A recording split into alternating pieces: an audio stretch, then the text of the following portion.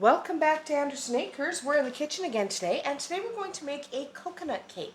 This is really easy, really fast, and it will be a crowd pleaser because who doesn't love coconut?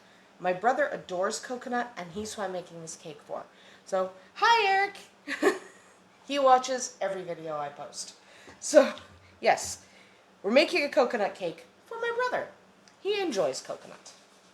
So, first thing we're going to do is take a couple of round cake pans. You can use square if you like. You can use 8 or 9 inch round. It doesn't really matter that much. The difference between 8 and a 9 inch isn't enough in this cake to make any difference at all in your recipe or in your bake times.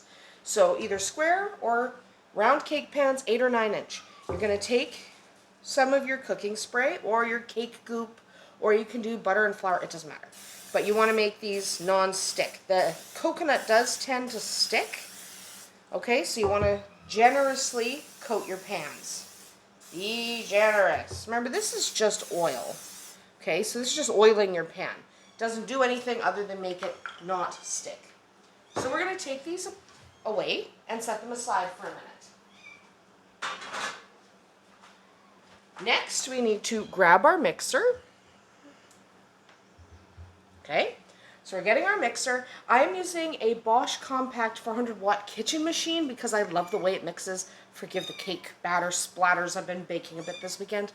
But we're using a Bosch Compact kitchen machine. I'll put a link to where you can get one if you want. I adore... Shh! There's a kitten at my feet.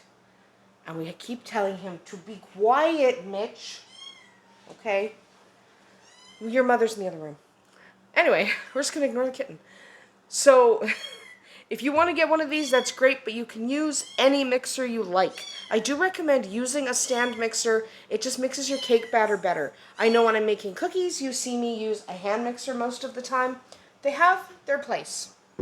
So what do we need? Well, we need our bowl, and we need 1.5 cups of butter or margarine. I do prefer butter, okay? I really do. But margarine works just as well. So 1.5 cups of butter or margarine.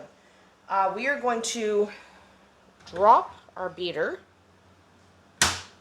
And we're just going to turn this on real quick just to kind of mash up that butter or margarine. It should be softened. Okay, you don't have to microwave it or anything, but let it sit on your counter for an hour before you start. So let's just whir that up a little bit.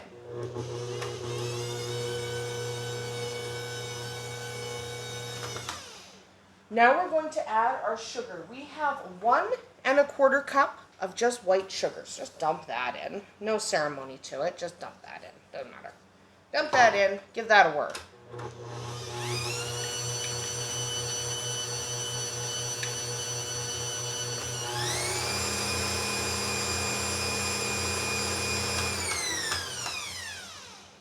Sometimes you take a little piece of butter and stick it back in there. Okay. Next, we're going to add 3 eggs. Okay? 3 eggs.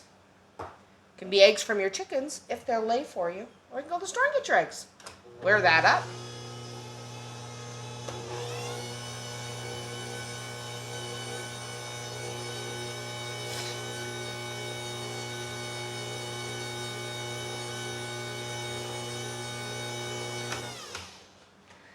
Okay, to that, we are going to add about a teaspoon of vanilla extract. Don't get carried away with the vanilla because it'll go crazy. And we're going to add 1 cup of milk. You can use water if you need to, but if you use water, it will be a slightly less rich batter. So milk if you can, water if you don't have milk. Or if you're lactose intolerant.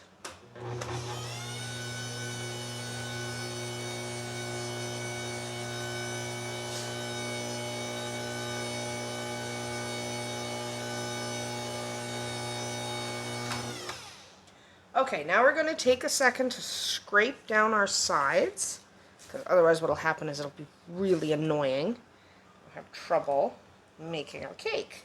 So scrape down our sides a little bit, because you're going to have butter on those sides, and that's fine, that's normal. Scrape that side off.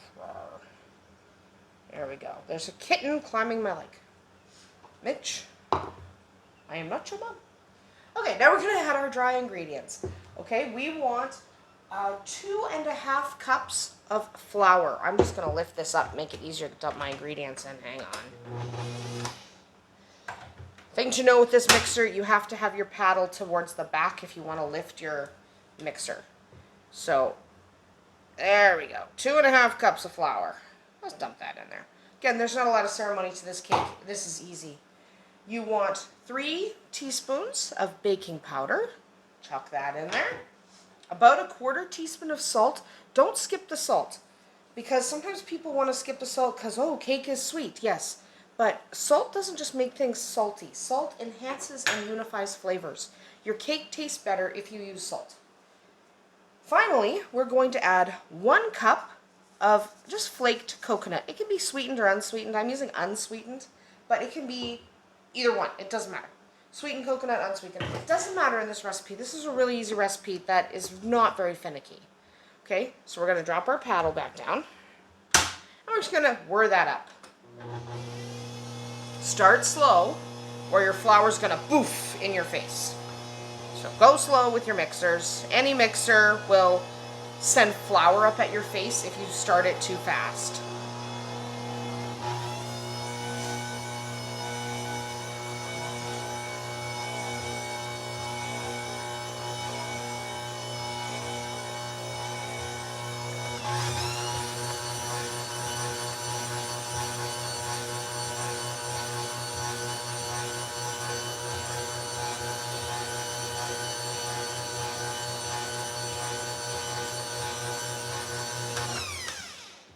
And again, you're going to take a minute just to scrape down your sides, because you want to pull everything. Even the best mixer, you have to scrape down your sides. Any mixer that tells you you don't have to is lying to you. Even this mixer that goes and gets up on the sides pretty nicely still requires you to knock off your sides a little bit. So you always have to scrape down your sides. Let's start it up again.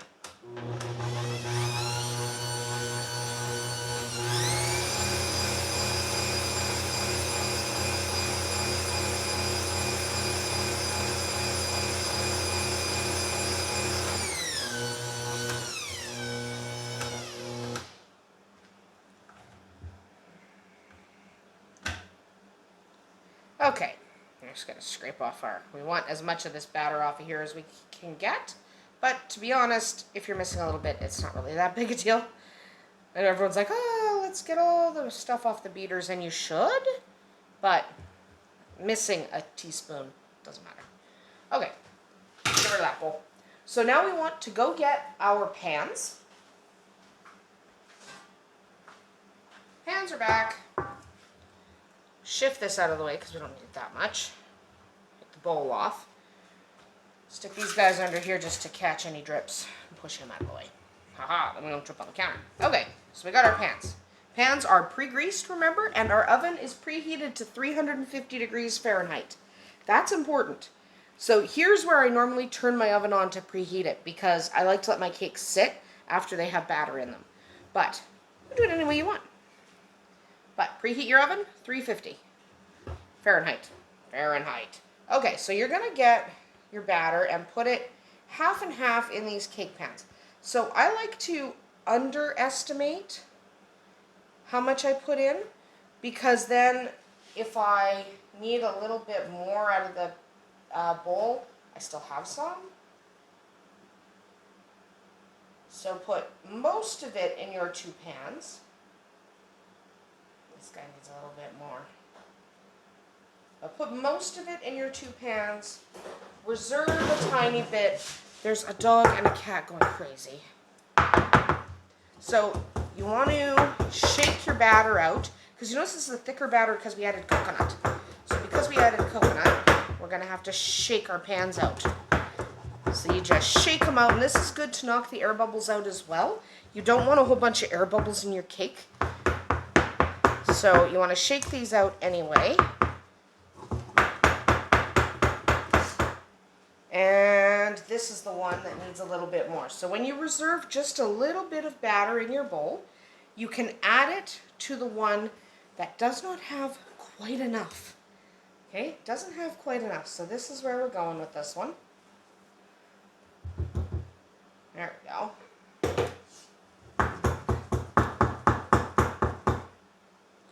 Sometimes you have to smooth the top a little bit by moving it over, because it's annoying.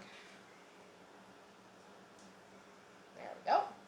So we're just going to bang our pans to 1, spread the batter, 2, get those air bubbles out. So you're just going to do that for a couple minutes. I'll do that more off screen, but I like to tap them for 2 to 3 minutes per pan. I usually do them both at the same time. You don't have to watch that whole thing, but it's basically just for 2 or 3 minutes. You flip them around halfway through and then again, and you do that 2 or 3 minutes per cake pan. I do it at the same time. You can do it separately, but it just helps knock those air bubbles out. You can see they rise to the surface and pop, and that just gives you a more uniform, nicer cake, and it's easier to decorate your cake later, though I'm terrible at decorating. But knocking the air out will help you. So sit, knock the air out. Then we are going to bake these. Remember, your oven is at 350 degrees Fahrenheit. You're going to bake these for 30 to 35 minutes, depending on your oven, until the tops are browned, the edges of the cake pull away from the pan, and if you insert a toothpick in the center, it comes out pretty darn clean. So we will come back as soon as these are baked, and I'll show you what they look like. Alright, so here are our finished cakes. You can see they're springy when you touch them, so they don't collapse. They pull away from the sides, and if I were to insert a toothpick into the center, it would come out clean. So these are completely cooked. So what we want to do now is let them cool in the pan for 10 minutes, which I've already done. If you take them out of the pan too early, what's going to happen is your cake is going to start to fall apart. So let them cool in the pan 10 minutes. After that, there we go. Just take them out. Set them on a cooling rack. You want to let them cool completely before you do anything when it comes to decorating.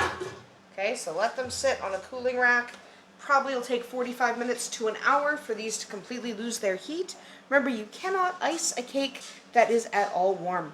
So let them cool, then do whatever you want to do with them, or just eat them straight like this. You can also turn this recipe into cupcakes. I will cover how to turn a cake recipe into a cupcake recipe in an alternate video. So that's about it for us here today. I hope you enjoyed making coconut cake with us. It's really simple, really easy, and it's really a crowd pleaser. Try it at home.